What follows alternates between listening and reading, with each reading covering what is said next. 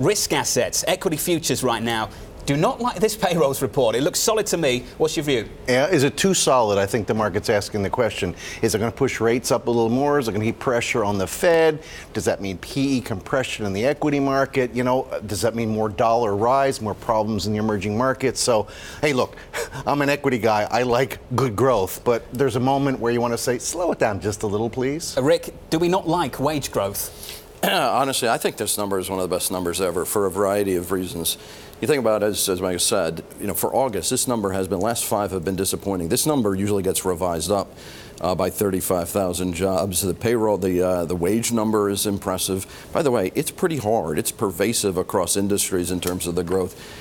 And the reason why I think it's one of the best numbers ever is we're so late in the cycle. To still be averaging 200,000 jobs a month is extraordinary. And that's why I think to get this sort of number at this point in August is pretty darn impressive. I don't want to gloss over that because I think it's important. We'll probably spend the bulk of this program talking about payrolls, talking about wages. But payrolls growth of in and around 200,000 consistently, when so many economists have sat there over the last 2 years saying, get ready for the slowdown. Michael Collins, it keeps coming.